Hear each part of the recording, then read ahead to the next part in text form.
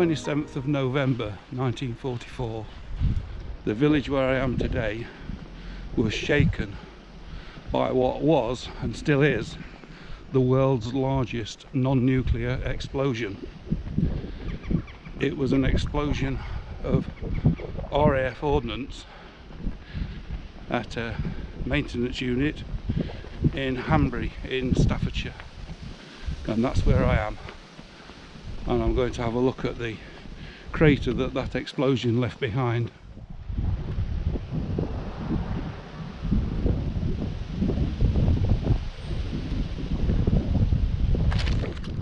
We start our walk from the Cock Inn at Hanbury, where we can park the car. I don't know whether it'll be open when we get back, but the walk guide does suggest that you call in and partake, so we might do that. Depends if it's open. Nice allotment at the side of it.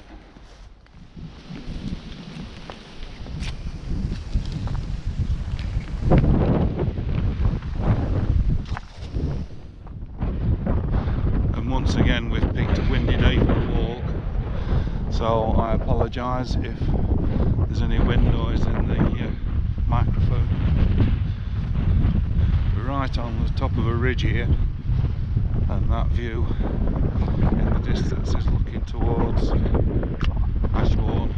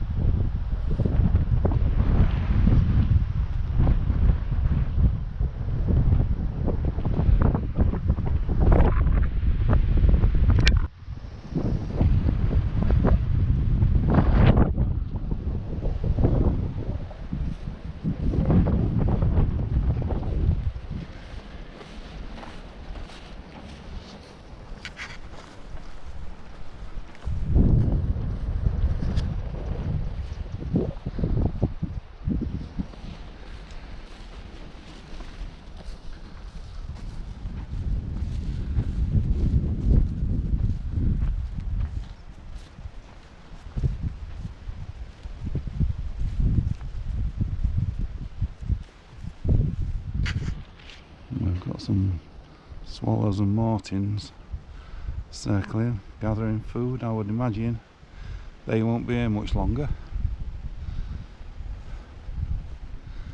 I imagine they're stocking up, ready for the migration flight.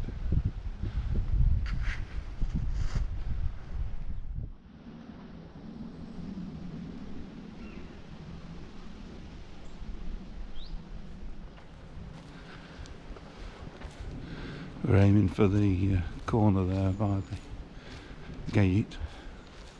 I'm quite surprised how little trodden this path seems to be. There's no clearly defined route through the field, but we are following the guide, and this is the way it's taking us. When we reach the corner of the field, we enter this wood and we see the warning signs for unexploded ordnance.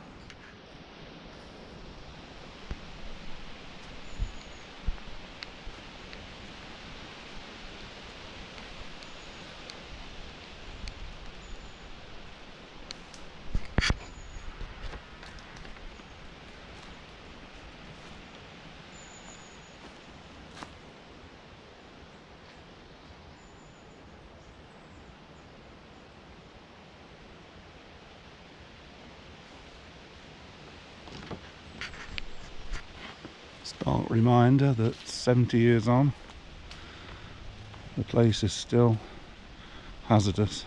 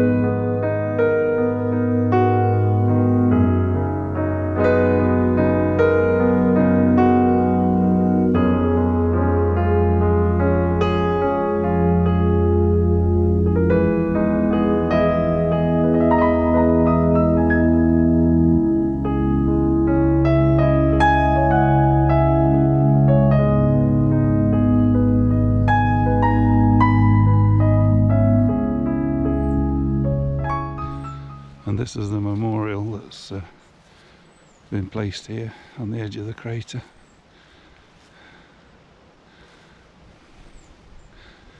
With the names of some of those that perished, but I understand that the Italian prisoners of war weren't actually recorded as being on the site by name at the time, and so they can't all be named, unfortunately. And the sun, as is usual, is not kind in terms of its direction to read the plaque, but I'll put some still photographs up so the names can be read.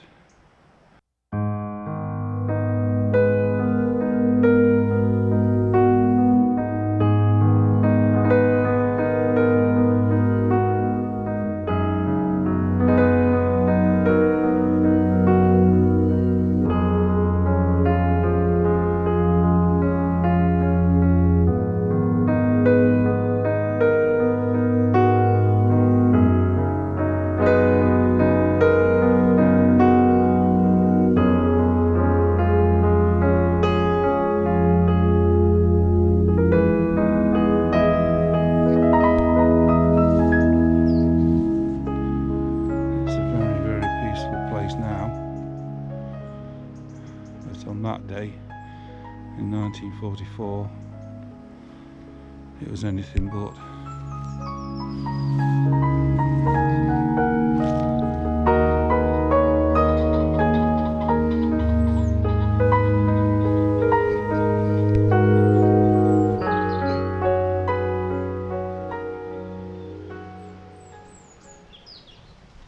We'll continue going round.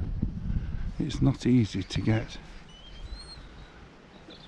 a picture of the crater itself, but it is massive.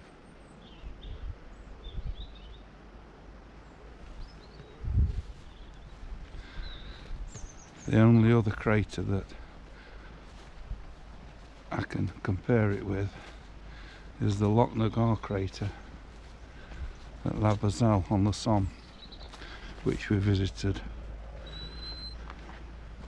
which, when you see a man inside it or on the edge of it, gives it some scale, and it's quite large,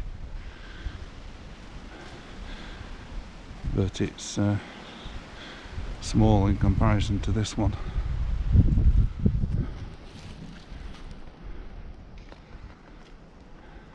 Yeah, I don't think the camera's picking it up at all well. Try and find a space where we can look into it.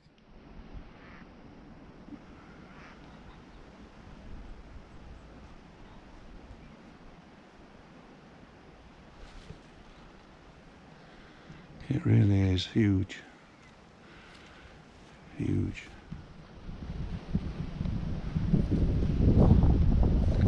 There's a bit more of a view there. It is deep.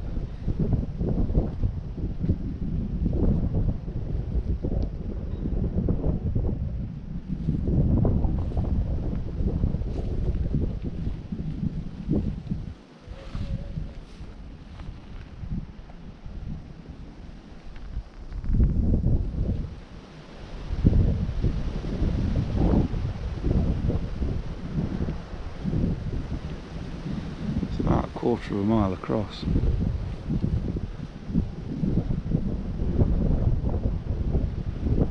And 300 feet deep. Huge.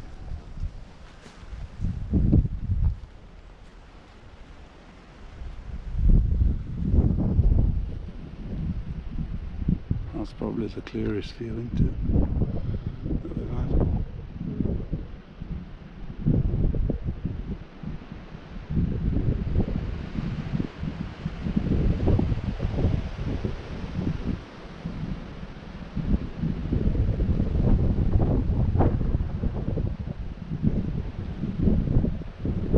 That's what 4,000 tons of high explosive does, and it all goes off at the same time.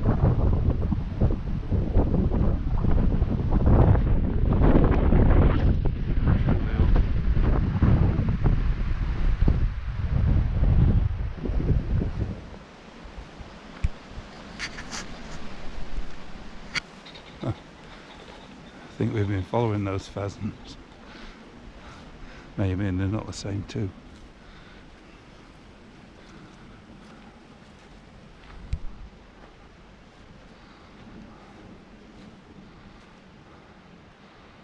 A stark reminder of what's here.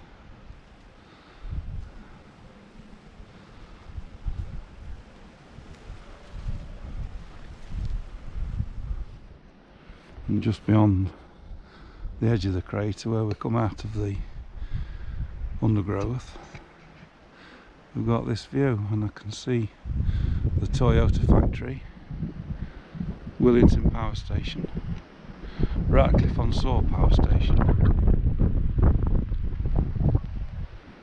and then that's obviously going to be the Trent Valley working its way towards Burton-on-Trent.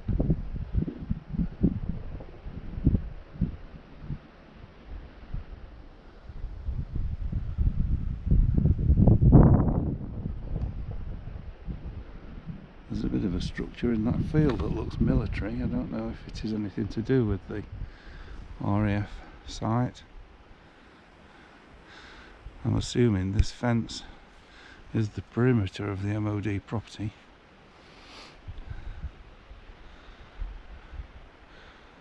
This is where the footpath comes round and carries on in this direction.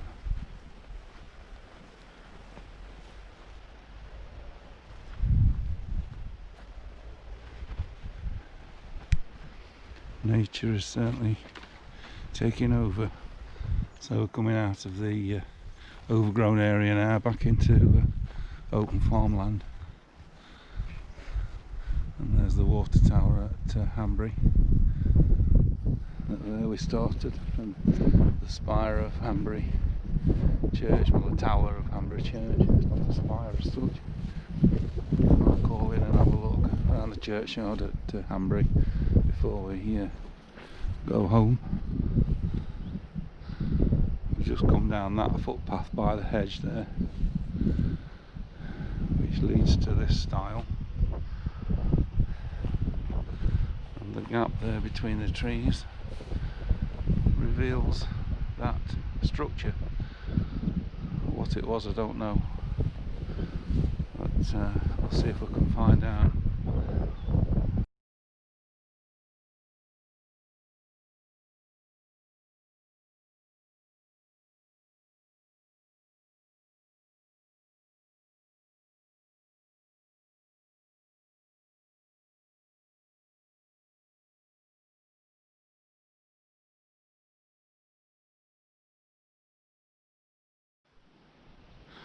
And the final look back at the site of RAF Fauld behind the hedge.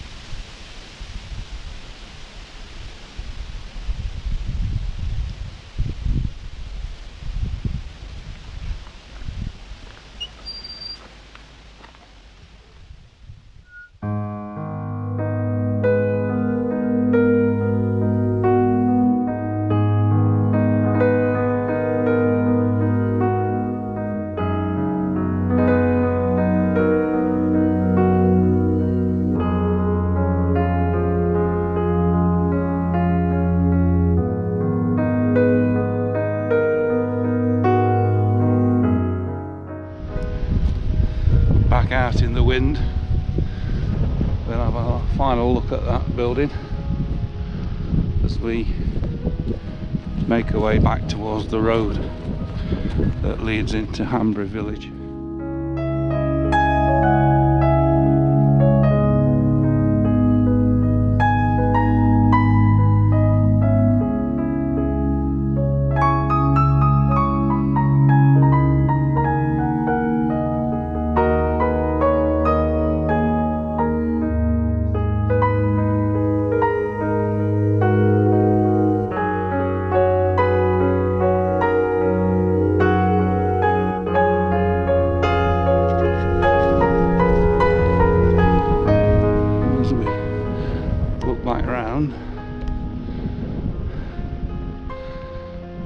Most of the crater is behind the trees on the crest of the ridge.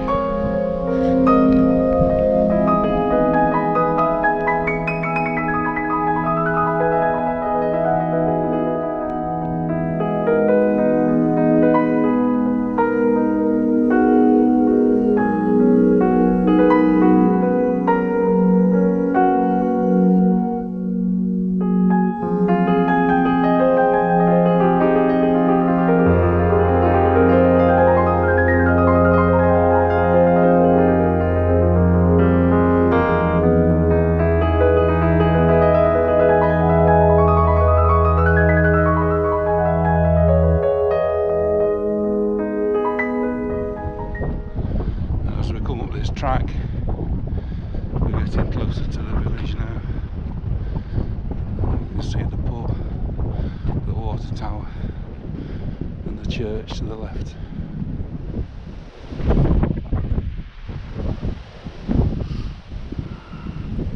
We checked the route and it takes us up this track which will lead us to the main road, and it says on the map Memorial Hall, so I imagine we'll be going past the Memorial Hall, so we'll have a look at that when we get there. That's the Memorial Hall, erected in 2001.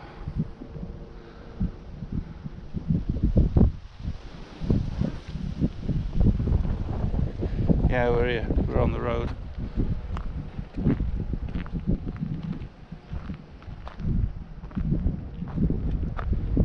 Lane that leads into the village, and there's a public footpath indicated at the side of the hall, but we didn't see anything coming out on the farm track, so I don't know whether we went wrong, but we came out the top of that farm track which led us to the road.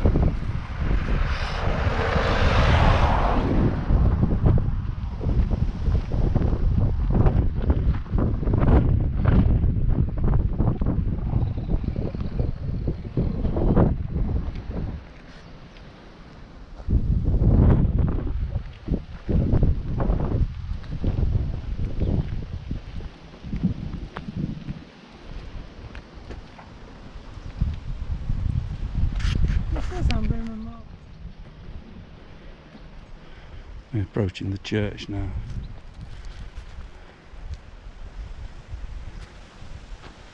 A nice chestnut tree. Whenever I see a horse chestnut tree, it takes me back to my boyhood. Collecting these. And there's quite a lot lying about.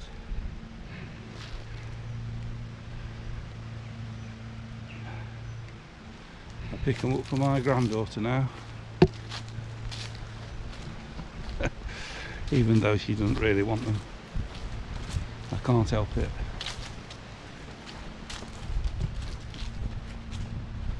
So let's carry on towards the church.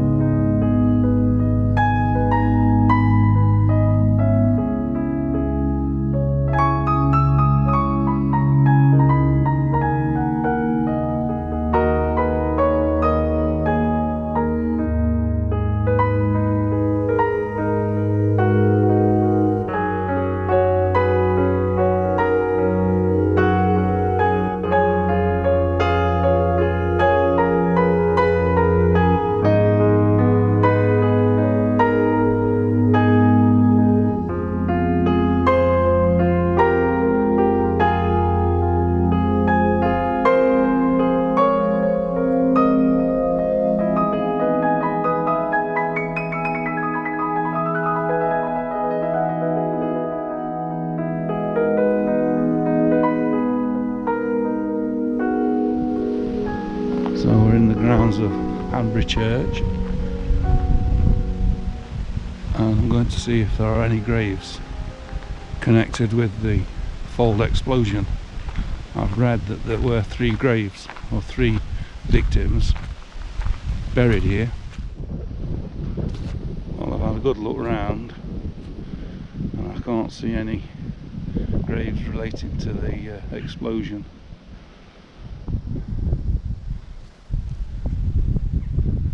This is the older part of the, shall we say, 20th century cemetery. Most of these burials are from the 1950s, but I can't find anything from the 1940s. And there certainly aren't any war graves apparent.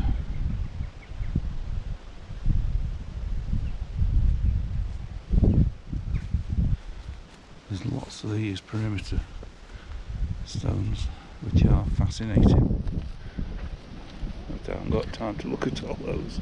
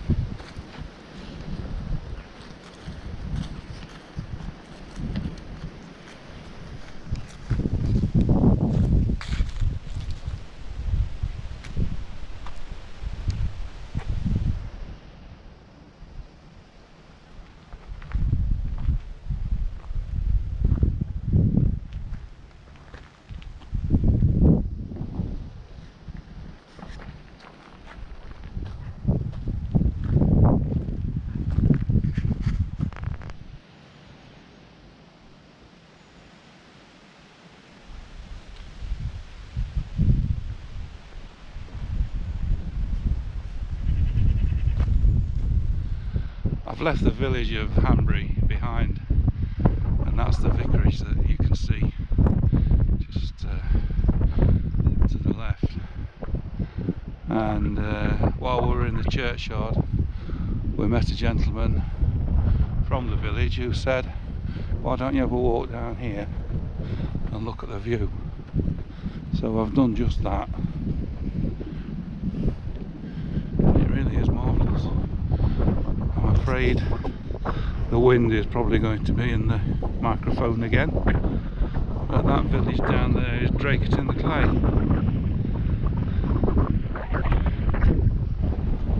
And he said if you walk for about 10 minutes, there's a group of trees on the top of the hill, and it's known as the Waterloo Clump, and they were planted allegedly to celebrate the defeat of Napoleon at Waterloo in 1815. So that's interesting, something I wouldn't have known if I hadn't stopped to talk to him. And I think that's the Waterloo Clump right in front of us. The contours of this area are really interesting. It's looks as though it's been moulded by hand into all these mounds and hollows. Quite interesting. I can imagine if you get the sun in the late evening shining on that landscape, it makes for a very interesting scene. I've arrived at Waterloo Clump, and there are 6 trees, but they're not oak. I think they're beech, and the wind's certainly blowing around this summit, so I'll have a walk in an easterly direction and we can see, I think that's probably Tutbury, the first gravel buildings that can be seen. view is really outstanding. That's looking over towards the Ashbourne direction, I would say.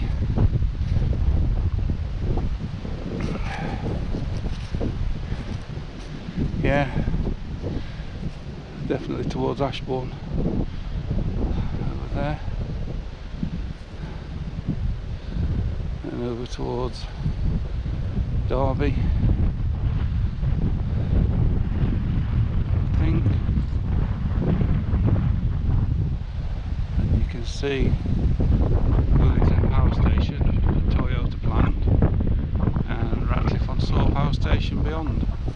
And then coming round, we're looking towards the water tower and church and vicarage at Hanbury. I'm wondering if these hollows are subsidence from the mine workings at the Fauld gypsum mine, which later became the ordnance dump. It could be, but I'm not sure. That looks like a subsidence feature on the surface there, but I don't know. So I'm approaching the village of Hanbury now, and that's more or less the end of today's walk. I hope you've enjoyed it. We've had a look at the site of the explosion back in 1944, a little bit of an explore around the churchyard, and a walk to the Waterloo Clump behind me. So we'll be out and about again before too long. Hope you can join us then. Until then, bye bye.